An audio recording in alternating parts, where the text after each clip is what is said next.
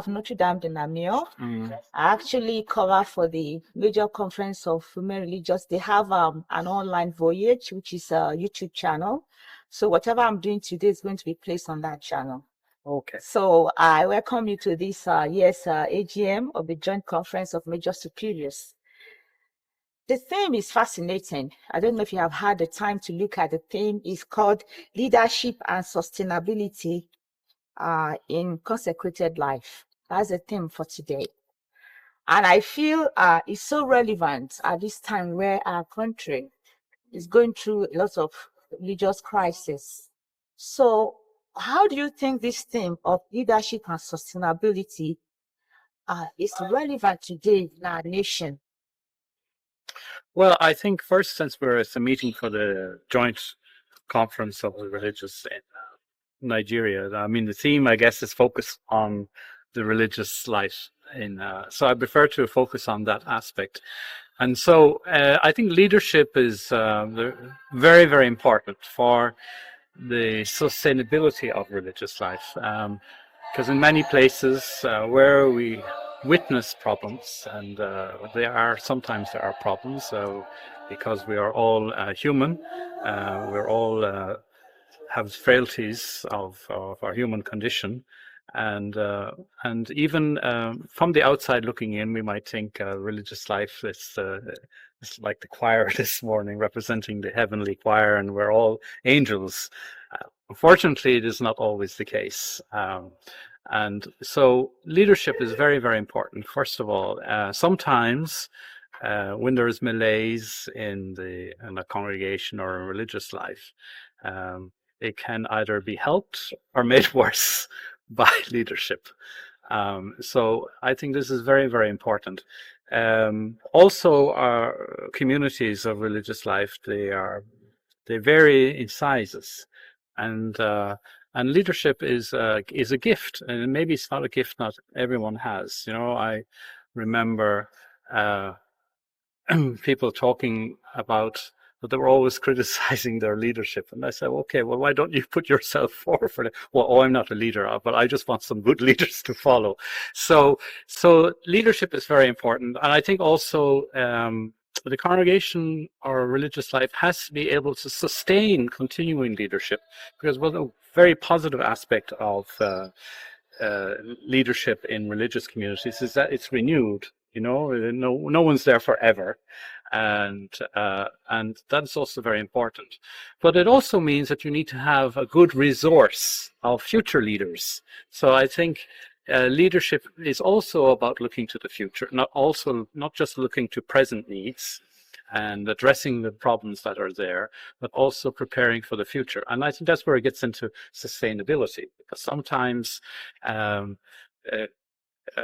congregations or religious communities can be at risk of a very charismatic leader, and then when that leader is gone, the whole thing collapses. So it shouldn't all be about one person, because we're all in the service of the Lord.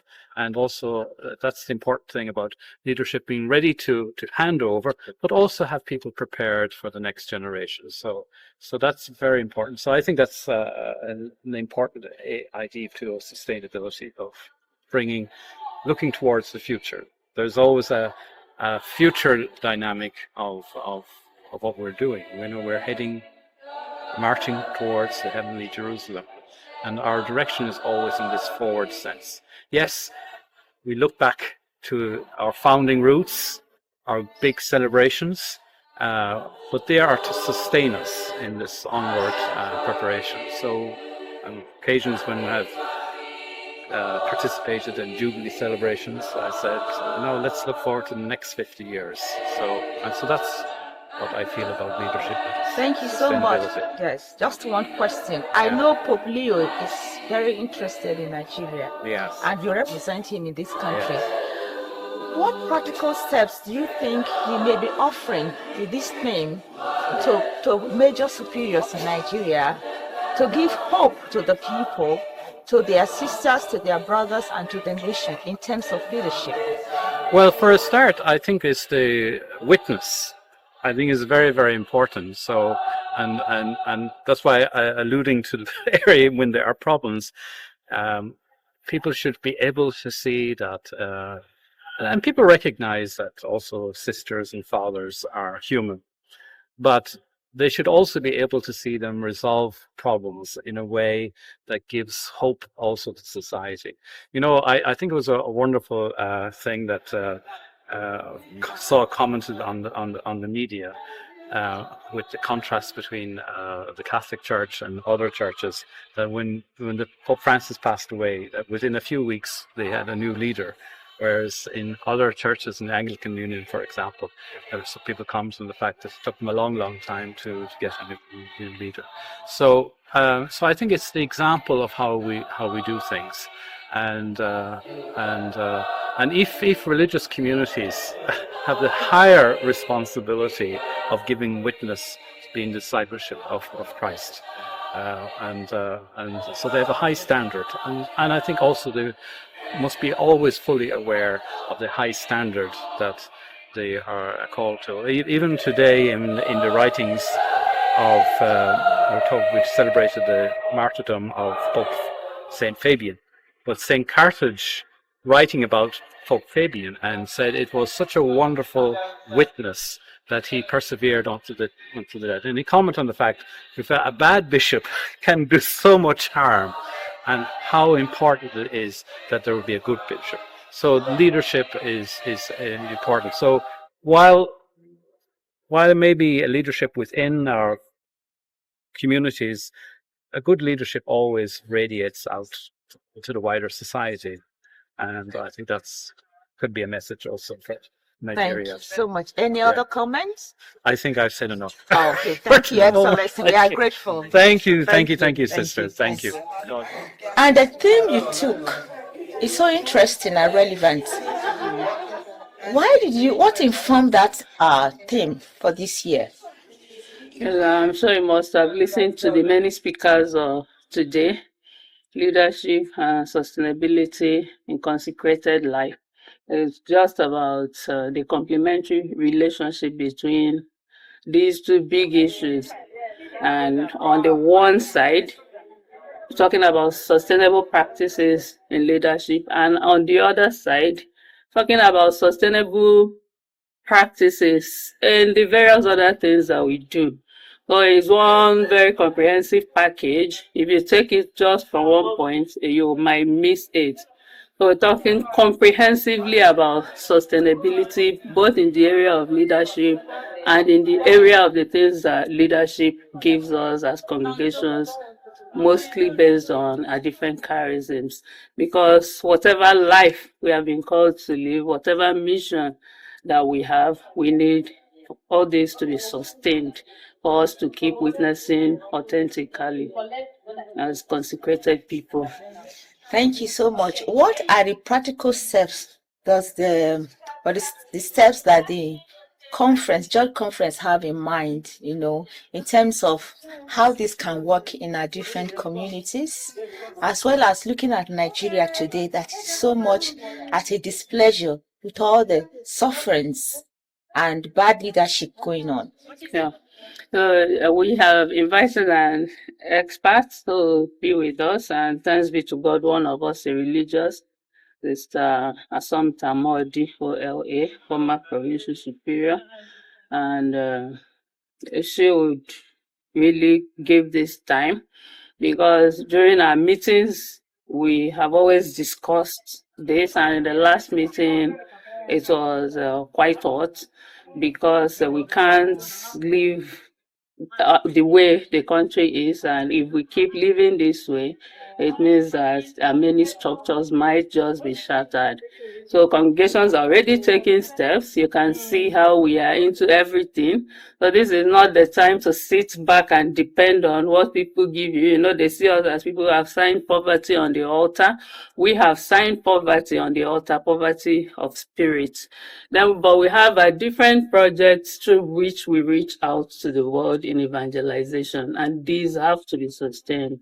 So it's not like just sitting back there and then waiting for charity, because if we wait for charities and they don't come, It means that our school apostolates, our health apostolates, our pastoral apostolate, the many apostolates that we have as different congregations might just crash. So within the congregations, both as individuals and as a network, as a corporate body, a conference, we have taken steps actually in this direction. We are not, I really don't want to make a mistake to present it as though we want to go the business side, no. But then we are talking about things that would sustain the apostolates that we have, through which we express our different charisms. So congregations are already doing something, and the conference as one body, as a corporate body, is also doing something. Thank you so much. And how does this extend to like our workers? You know, we have people who work with us and the economy is very, very hard on them. So how do we hope to sustain their hope too in this package of leadership and sustainability? Because they work closely with us, they help us in our charism and all of that. There's this general notion that mission work does not pay, like the church does not pay workers well. And this is what we keep emphasizing, because that is cheating. You can't trade on people's poverty. You feel they are too poor to resist the wage that you want to give them at the end of the day. In conscience, we should not. So all these are the things that we speak about constantly, so that when you would even find some sisters and even some priests who work in the dioceses say the dioceses don't pay them well. And when we turn back and we don't pay our workers well, I mean, our consciences should bug us. So that's one of the areas, much as it might still be happening here and there, but then people are getting conscious of the fact that we need to pay just wage to our workers. Thank you. The last one now is just what would be your own personal takeaway to all of us religious in this area, whether in the local level, in the intermediate level, or even as a superior? What is your takeaway for us in order to really be focused on this theme? Yes, every religious is a leader in we are leaders in our respective capacities.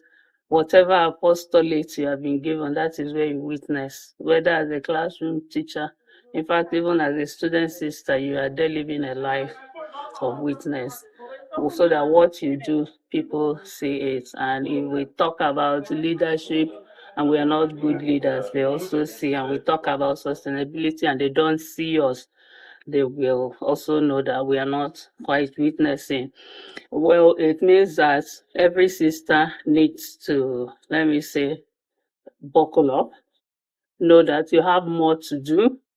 You have to go an extra mile to make this happen. You don't lose anything working hard. You rather gain. And by our life, we are not called to be lazy people. Sometimes it's difficult for people to marry their apostolates and their prayer life, community life, and the rest of them, so that they think that when you do this one well, the other must suffer. That is not true. Even James told us that by your works, you show your faith. So the call is for us to be able to marry our life as consecrated people and the things that we do. My father founder would say, two faces of two-faced, the outer and inner face, not even faces, the inner and outer face of a single reality. So you see him talking about two things but using singular words. It has a face at the outer surface, it has a face at the inner surface, but he still calls it one face. So that's your life of contemplation and your life of action. So he calls it the inner and outer face of a single reality. So I think that explains what it should be. So we should not go relax inside the house and think that when we pray for our daily bread, it will come be on our laps. And then we know that we have the poor to care for. Thanks be to God, the poor is the focus of Leo the 14th, so that we have them to care for, and we don't, as religious, have to depend on people to give us, so that it's only when they give us that we can give to the poor. We can work out the things that we do for the poor, because this is just the only way that we have to salvation, our consecrated life. So we should be first in everything, first among equals. We should be very hardworking. We should be very prayerful. We should be authentic witnesses to the gospel of Christ. Thank you so much. We're grateful. Thank you.